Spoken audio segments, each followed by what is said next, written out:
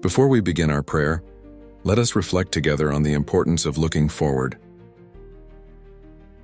Throughout history, we have seen how people who chose not to remain trapped in the past have achieved great success. In 1955, Rosa Parks took a brave step forward when she refused to give up her seat on the bus challenging segregation laws.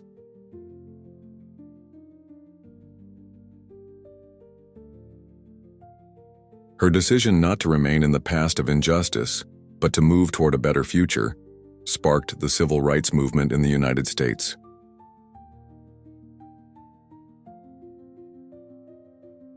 In our days, we see similar examples of people who choose to look forward.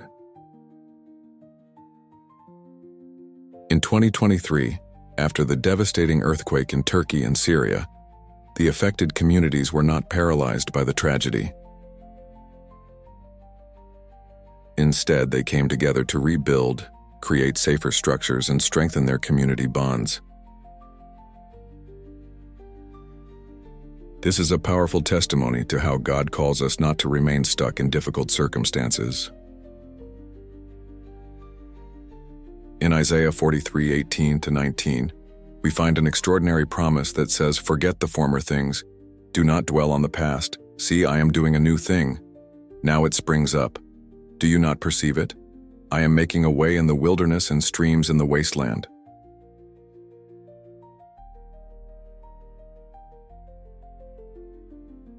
Let us take a moment to reflect on this profound truth.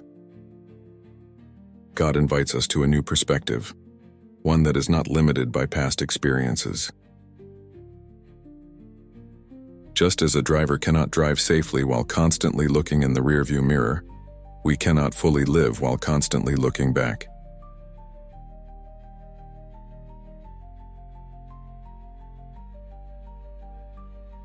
Perhaps today you are struggling with painful memories, past decisions you wish you could change, or previous successes you fear you cannot repeat.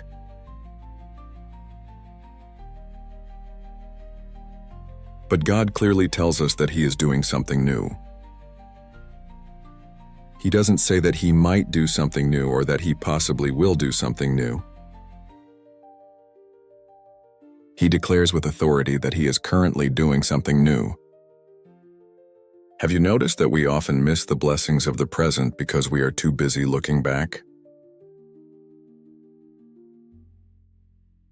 It's like trying to move forward while keeping our head turned backward. Inevitably, we will stumble and miss the beauty of the path ahead.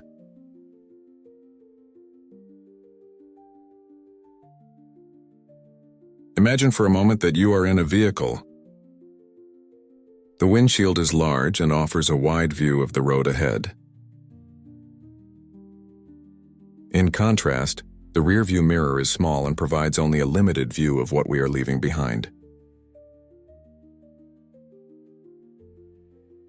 This is a perfect metaphor for how we should live, with our main attention on the future that God unfolds before us, using the past only as an occasional reference for guidance.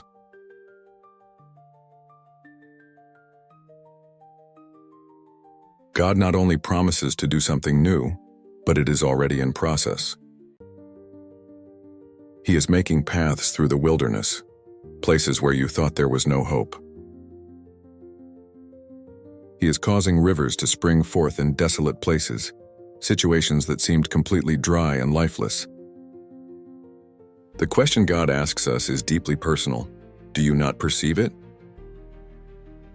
This question challenges us to sharpen our spiritual vision, to be attentive to the new works God is performing in our lives. Sometimes we are so focused on what was that we miss what is happening now. When we choose to look forward, we are not denying our past.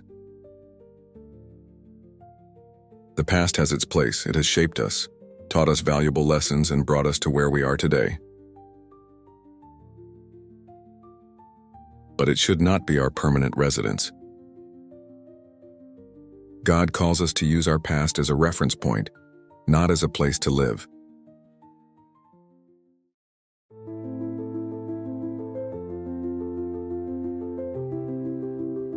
Let us now pray together and allow the Holy Spirit to help us release what anchors us in the past and embrace the future that God unfolds before us with faith and hope. Dear Heavenly Father, we praise you this morning for your eternal faithfulness and unwavering love.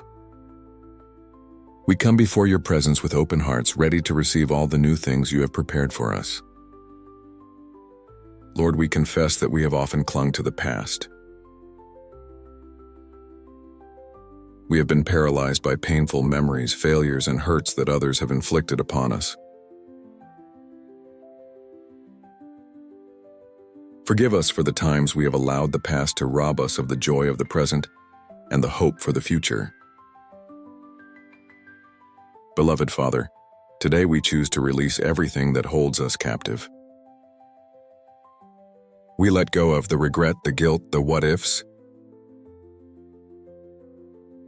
We acknowledge that your grace is sufficient to cover our past, and your power is more than enough to transform our present and future. Holy Spirit, we ask you to help us recognize the new things you are doing. Open our spiritual eyes to see the paths you are making in our deserts. Give us the faith to believe that you are causing streams of life to spring forth in those areas of our lives that seemed desolate and hopeless. Lord, we ask for wisdom to learn the necessary lessons from the past without becoming trapped in it. Help us use our past experiences as stepping stones into the future, not as chains binding us to yesterday. Father, we declare that you are the God of new beginnings. Just as you transformed the lives of biblical figures like Joseph, bringing him from prison to palace, as you renewed Ruth's life by leading her from widowhood to new purpose, as you restored Peter after his denial, we believe you can do the same in our lives.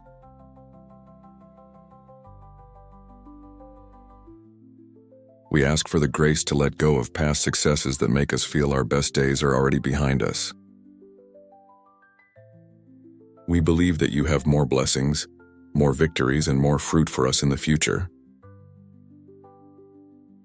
Help us not to compare the new thing you are doing with what you have done in the past. Lord, we pray for those who are struggling with traumas from the past. You are the God who heals broken hearts and binds up wounds. Minister with your healing love in every aching area of our lives. May your peace, which surpasses all understanding, guard our hearts and minds. We declare that the enemy has no authority to bind us to the past.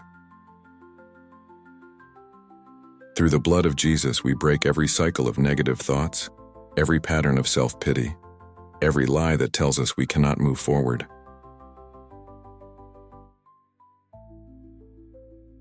Father, we ask for the courage to take steps of faith into the future you have prepared for us. That, like Abraham, we may set out into the unknown, with full confidence in your promises. Give us a spirit of holy adventure to follow you wherever you lead. In the mighty name of Jesus, we declare that this is a new day, a new beginning. We receive your grace to leave the past behind and embrace what is to come. We believe that your plans for us are good, plans for welfare and not for calamity, to give us a future and a hope. In the precious name of Jesus we pray, Amen. If this prayer has touched your heart, write Amen as a sign of faith. I believe that every blessing mentioned in this prayer is now upon you in the name of Jesus. If you need a special prayer, don't hesitate to let us know in the comments. It will be an honor to pray for you. May the grace and peace of our Lord Jesus Christ be with you always.